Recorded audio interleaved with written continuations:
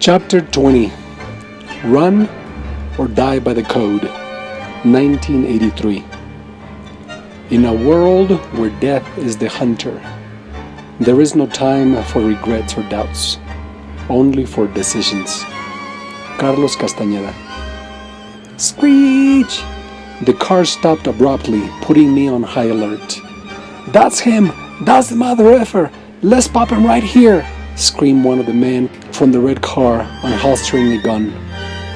Everything slowed down. Out of nowhere, in front of me, there was a car full of guys with guns. They seemed to be ready to put an end to it all. Time stopped. I could see doves flying in a peaceful aerial dance right above the Victorian water fountain in the middle of the center square of Apatzingan. I felt the warm and dusty breeze of the 3 p.m. Sunday summer afternoon. I smelled the delicious scent of a steamy corn on the cob with lime and cheese from a nearby street vendor. Caressing my skin, I savored the dry heat carried by the afternoon wind. I just finished playing our state championship basketball game. I was walking back home through the colonial-looking streets of Apatzingan. It was a perfect afternoon. The weather must have been about 80 degrees Fahrenheit, but the air, the wind, and everything else froze in time. This moment was surreal. It looked like a movie. Somebody was about to be killed. For a second, I couldn't move. Every invisible molecule of fear awoke in my body. When the car screeched and the 4 guys came out of it rushing me, guns drawn, I locked eyes with the gunman. A shot of adrenaline penetrated all over my body. The assailants' dark, cold, and lifeless eyes told me what they were about to do. One of them screamed, "You died today, mother effer." What do I do? I thought. Simply put, I ran. Much like in the movie Hunger Games, a chase to the death had just begun. I was the prey, and the hunters did not give me a head start. Running was my only option, but the problem was I was violating the code, which I swore I would never break. I would never run. I would never run from a bully or from a fight. But today, right now, that's exactly what I was doing. I was running. People were shooting at me, trying to kill me. Bystanders were screaming and running for cover. The only thing on my mind was where to hide. When will this stop? I don't want to fight. I wanted to stop. I want to live. Please, God. Please let me live. I'll change, I promise. I said a small, deep, and sincere prayer in my mind. Boom, boom, pow, pow, pow, bang, bang. I heard shots from different caliber guns, bracing myself for the gunshot that would end my life. Oh my God, is this how I lose my life? Is this how I'm going to die? I thought. Run, muchacho, run! A paletero screamed, but I was not running, I was flying. The paletero's voice was muffled by the thunderous shots and the impact of bullets landing and flying all around me. Bullets were ravaging houses' walls, sidewalks. I was running at full gallop. I didn't think of stopping and hiding. I didn't think of looking back to see how close they were. I was busy running, flying for my life. I'd never been so scared in my life. Freeze the story. Maybe this is how Uncle Isidro felt when he was being hunted down during the massacre of Tlatelolco, I thought, beyond scared. Why was I even thinking about Tlatelolco when I was supposed to be running? It was beyond me. But I remembered my uncle had been there. Yeah, mijo, that was a scary time, said Uncle Isidro when I asked him for details about the event. How did you escape the snipers shooting the students? I asked excitedly. It wasn't easy, mijo. If it hadn't been for El Indio, I wouldn't be here telling the story, said Uncle Isidro in a deep and pensive tone. Did you have a gun? Did you shoot back, Uncle? You defended yourself, right? We are warriors. We never run. We don't just sit there and do nothing. What did you do, Uncle? I asked, with the innocence of a child listening to a fantastic story. Back to my story. I am 18 years old and a high school graduate. Why am I in the middle of this crap? What went wrong? I thought. Like boiling water coming out of a whistling teapot, my adrenaline was bursting out of every fiber of my being.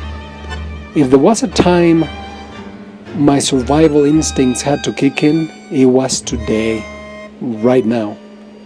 After running in people's houses, going through bedrooms with people lying in bed, running through dining rooms with people eating, zooming through kitchens with ladies cooking, or zigzagging through living rooms where men were sitting drinking beer and watching a soccer game, jumping over fences, trying to lose the pistoleros, I finally got to La Prepa Adolfo Chavez, my high school.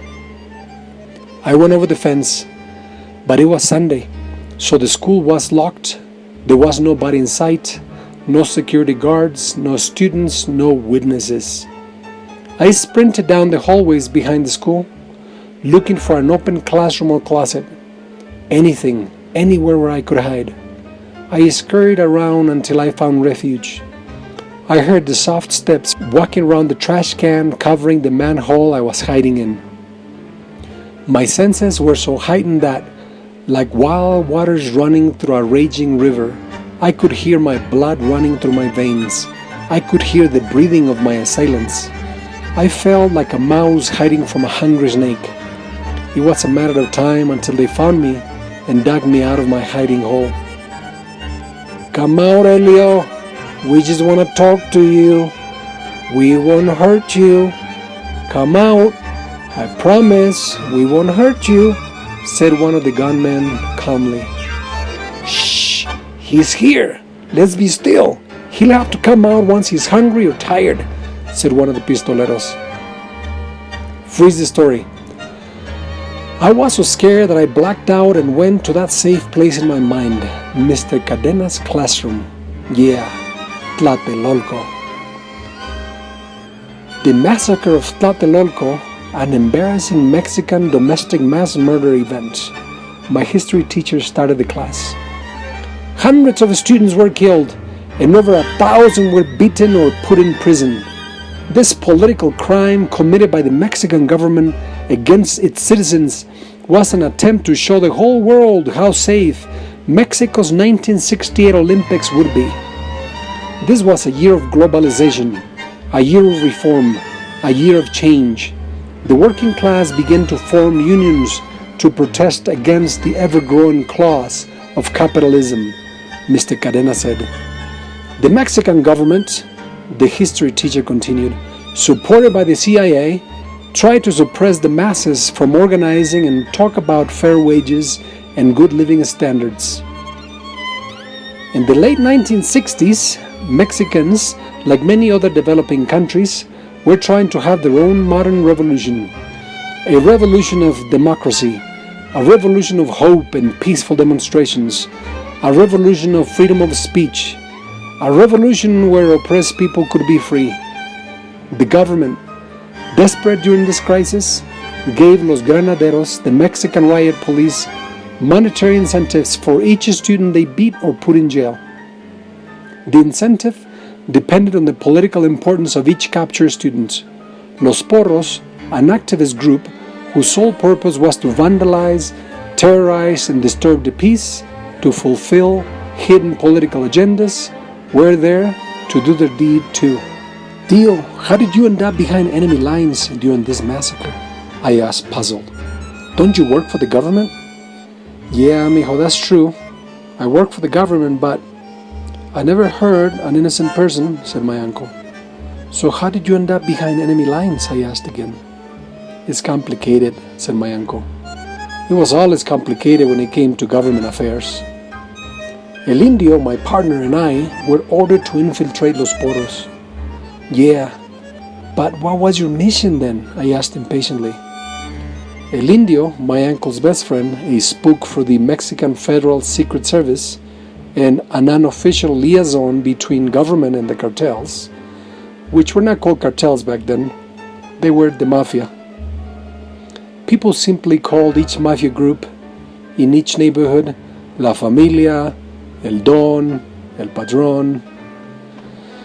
When I asked my uncle about Tlatelolco, he'd tell me the story from the inside of the battlefield.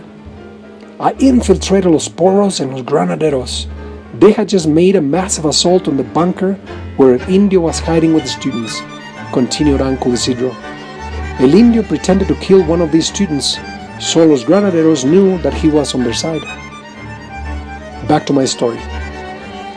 I can't believe this. Everything felt so good this morning. I thought of my coach picking me up with my teammates. We had to play an important basketball game. I could hear my mom and the coach. "Be careful, mijo. Please look after him, coach," yelled my mom at the door. "Don't worry, Soko. Does it look like any of these die-hard team members are going to let anything happen to Elio?" said my coach jokingly. But that was early this morning. Right now, I was hiding. I'm wondering if they're still out there, I thought, frightened, hungry, thirsty, and tired. It must have been 8 p.m. when I finally took a leap of faith. I heard no sounds, so I crawled out of my hiding hole and slithered like a scared snake for about 3 blocks, covered by the shadow of the night. I wonder if this is how special ops officers infiltrated enemy lines. Oh my God, what happened?" screamed my mom when she saw my white and distraught face. I was safe for the moment. I'd finally arrived home.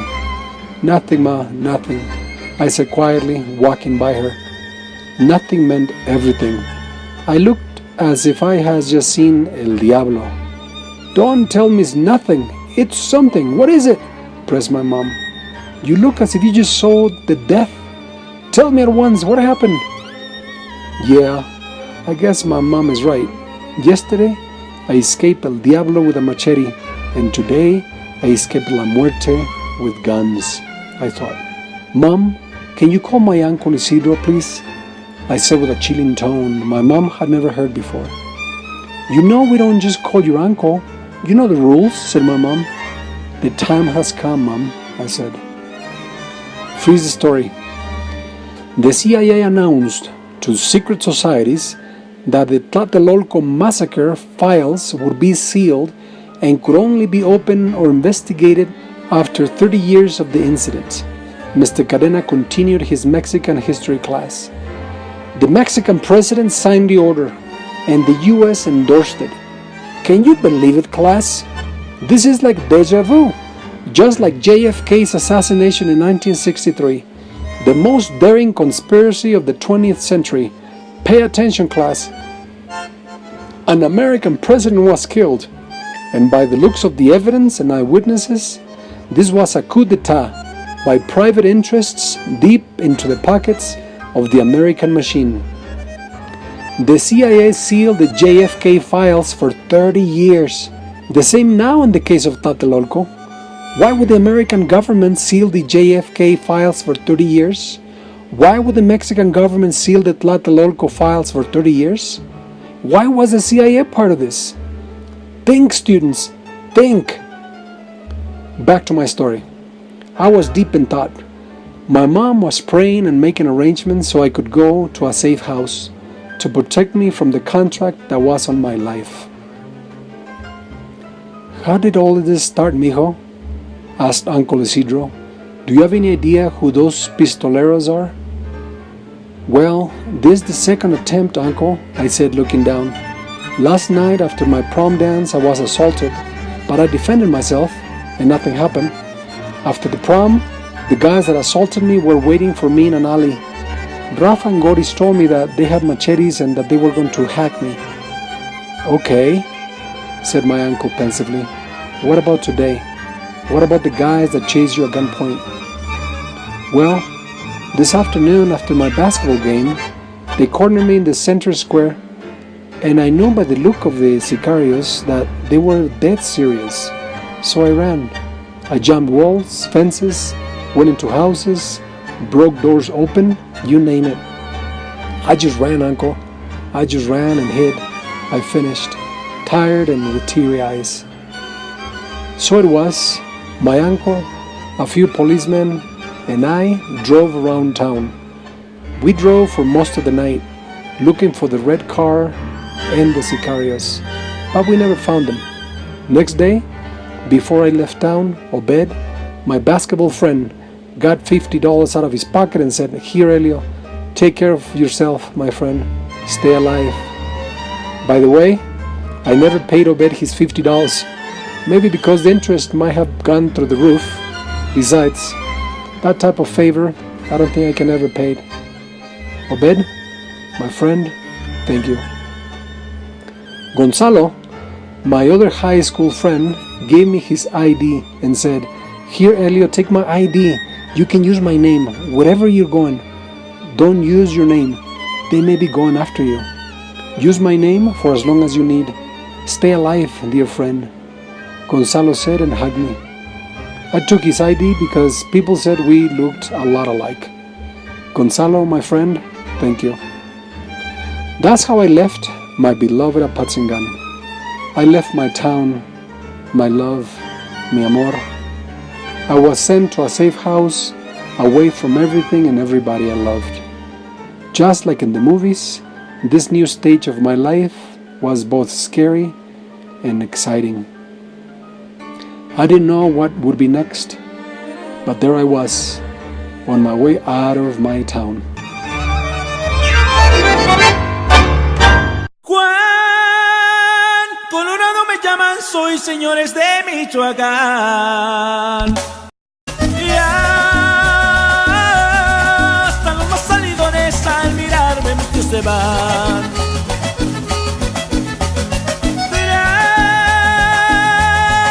Traigo mi cuerpo una silla que es de cuero, plata y marfil.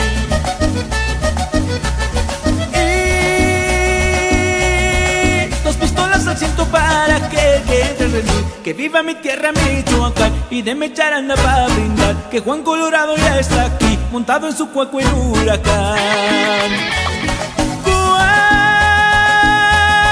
Cuando me encuentro resuelto que de frente quiera pelear, con mi pistola y machete por mi suerte yo he de ganar. Que viva mi tierra Michoacán y de mecharanda para brindar, que Juan Colorado ya se va, montado en su cuenco en huracán.